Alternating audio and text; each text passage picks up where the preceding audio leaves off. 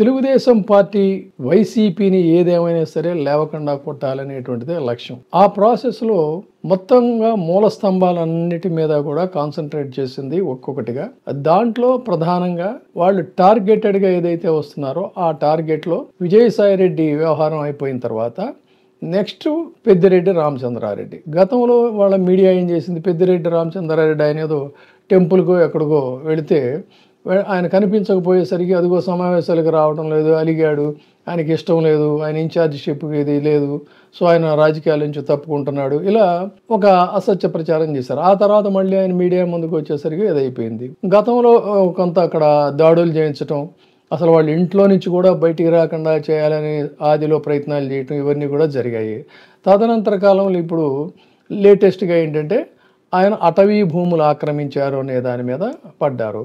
అయితే ఆయన దానికి చాలా ఘాటుగా సమాధానం చెప్పారు. పెద్దిరెడ్డి రామచంద్రారెడ్డి అంటే అటు చిత్తూరు జిల్లాలో రాజకీయాల్లో ఇటు చంద్రబాబు నాయుడు గారికి అటు పెద్దిరెడ్డి రామచంద్రారెడ్డి గారికి గతంలో కూడా చెప్పుకున్నాం, కాలేజీ డేస్ నుంచి కూడా వీళ్ళు స్టూడెంట్స్ లీడర్గా ఉన్నప్పటి నుంచి కూడా ఆ వైరం నడుస్తూనే ఉంది.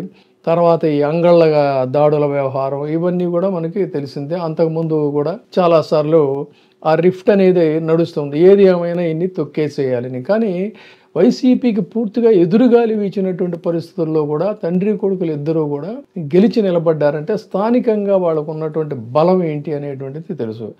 అయితే ఈ టెన్యూర్లో ఏమైనా సరే ఏదో రకంగా ఆయన్ని అణిచివేయాలనేటువంటిదే ఒక కూటమి యొక్క యత్నం. అందులో భాగంగానే ఆయన అటవీ భూములను ఆక్రమించారని చెప్పని ఒక భారీ స్థాయిలో ముందు వాళ్ళ అనుకూల మీడియాలో రావడం, దానికి మళ్ళీ చూడండి టీడీపీలో వాళ్ళని విమర్శిస్తేనేమో వాళ్ళ మీద కేసులు పెడతామని చెప్పుంటారు. కానీ ఈయన్ని పుష్ప 2 అని నిన్న అటవీ భూములు అనేటువంటిది ఒక వార్త రాగానే దాని మీద పెద్ద చర్చోపచర్చలో వాళ్ళ ఇష్టారాజ్యం కింద ఆ టైటిల్స్ పెట్టి డెరాగేటరీ కామెంట్స్ అన్నీ కూడా చేసుకుంటూ వచ్చారు. దానికి ఆయన నిన్న టీడీపీ ప్రభుత్వం రాజకీయ ప్రత్యర్థులపై వేధింపులకు దిగుతోందని పొంగనూరుకి సంబంధించినటువంటి ఎమ్మెల్యే అయిన పెద్దిరెడ్డి రామచంద్రారెడ్డి గారు ఆయన నిన్న ప్రెస్ మీట్ పెట్టి చాలా స్పష్టంగా చెప్పారు. ఏమని, పులిచెర్ల మండలంలో అటవీ భూముల్ని తాము కబ్జా చేసినట్టు వార్తలు వచ్చాయి, ఇవి పూర్తిగా అవాస్తవం, దీని మీద చట్టపరమైన చర్యలు తీసుకుంటామని చెప్పని ఆయన కూడా స్పష్టం చేశాడు. ఒకవైపు ఏమో కూటమి చట్టపరమైన చర్యలు తీసుకుంటుందని తాజాగా కూడా ఏం చేశారు, కలెక్టర్తో ఒక స్టేట్మెంట్ ఇప్పించారు. ఏమని, అక్కడ ఆక్రమణ జరిగిన మాట వాస్తవేనా అంటూనే మళ్ళీ కలెక్టర్ ఏం చేశాడు, ఇంకొంచెం లోతుగా అధ్యయనం చేయాలని చెప్తున్నాడు. ఒకవైపు ఆక్రమణ జరిగారు, మరి లోతుగా అధ్యయనం చేయకుండా ఒక బాధ్యత కలిగినటువంటి అధికారి ఏ రకంగా మాట్లాడతాడు అంటే ఆయన మీద కూడా ఒక ఫోర్స్ ఉందనేటువంటిది తెలుస్తూ ఉంది. 2001లో కొనుగోలు చేసిన భూములు మీద ఇప్పుడు ఈ అబద్ధాలు చేస్తున్నారంటే ఇది డైవర్షన్ పాలిటిక్స్ అని చెప్పని ఆయన అన్నారు. అంటే 1981లోనే అవి ప్రైవేటు భూములను నిర్ధారించారు. అయితే దాని మీద అప్పట్లో కూడా కథనాలు అనేటువంటి వస్తే ఎల్లో మీడియా మీద 50 లక్షల పరువు నష్టం దావా వేశారు. మళ్ళీ తాజాగా పులిచెర్ల ప్రాంతంలో 75 ఎకరాల భూమిని కూడా కబ్జా చేశారని చెప్పని చెప్తున్నారు. సో దీని మీద కూడా ఆయన లీగల్గా ప్రొసీడ్ అవుతామని చెప్తున్నారు. ఎందుకంటే పట్టా భూముల్ని 1981లో 11వ డైరెక్టరేట్ ఆఫ్ సెటిల్మెంట్ దీని కింద అసదుద్దీన్ అక్బర్ అనే ఆయన ఆర్డర్ జారీ చేశారు. ఈ ఉత్తర్వులకు సంబంధించినటువంటి వ్యక్తులు 2001లో వాటిని చట్టబద్ధంగా కొనుగోలు చేశారు. అక్కడి నుంచి మామిడి తోటలు, పశువుల పెంపకం ఇలాంటివన్నీ కూడా జరుగుతున్నాయని ఆయన చెప్పారు. సో ఈ పరిస్థితుల్లో మరి ఏ విధంగా దీన్ని కబ్జా అంటారు అనేటువంటిది ఆయన పాయింట్. పైగా ఇది రిజిస్ట్రేషన్ జరిగినప్పుడు సాక్షాత్తు చంద్రబాబు నాయుడు గారు అప్పట్లో సీఎంగా ఉన్నారని కూడా ఆయన చెప్పారు. ఆ తర్వాత కిరణ్ కుమార్ రెడ్డి గారు ముఖ్యమంత్రిగా ఉన్న సమయంలో టీడీపీకి సంబంధించిన వెంకటరమణారెడ్డి అనే ఆయన ఫిర్యాదు చేస్తే దాని మీద మళ్ళీ అటవీ రెవెన్యూ అధికారులు అందరూ కూడా జాయింట్ సర్వే చేసి ఇది పూర్తిగా ప్రైవేటు భూమి అని చెప్పి నిర్ధారించారు.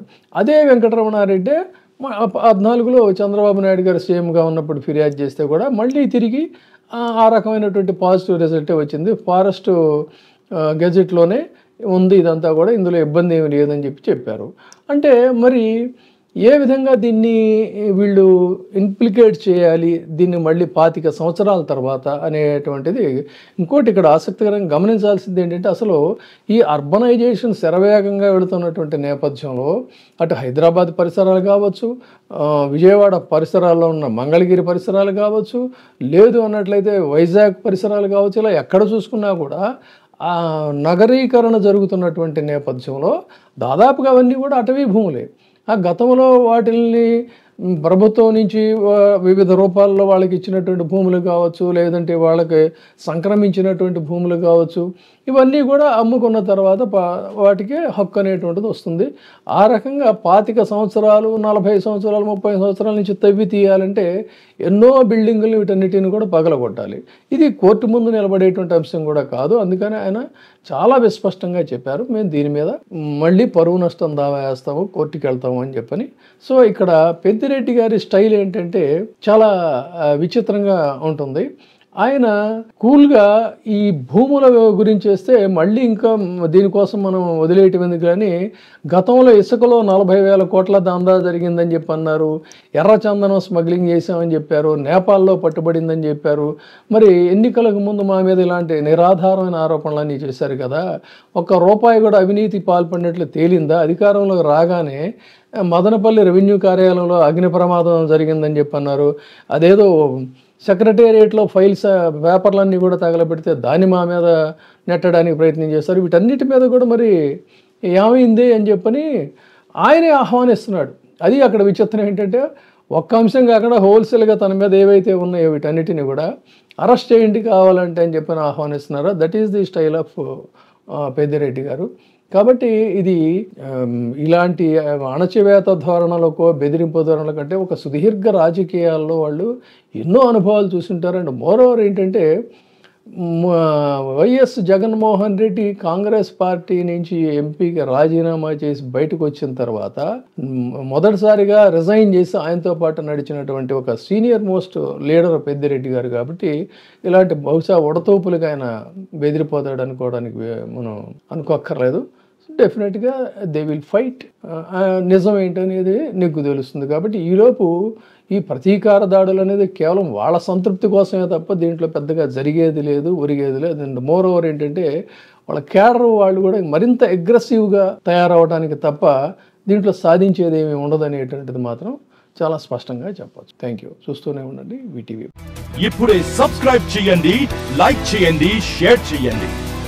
వీటీవీ ప్రైమ్, నీ ఉత్తమాభిరుచుల సమ్మేళనం.